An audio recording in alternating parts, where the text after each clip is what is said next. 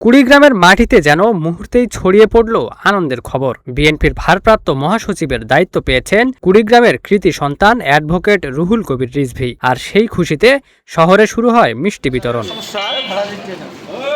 বিএনপির ভারপ্রাপ্ত মহাসচিব হিসেবে রুহুল কবির রিজভীর দায়িত্ব পাওয়ার খবরে কুড়িগ্রামে আনন্দ উচ্ছ্বাসে মেতে উঠেছেন দলটির নেতাকর্মী ও সমর্থকরা। বৃহস্পতিবার রাতে খবরটি ছড়িয়ে পড়ার পর কুড়িগ্রাম শহরে তাৎক্ষণিকভাবে আনন্দ মিছিল ও মিষ্টি বিতরণ করা হয়।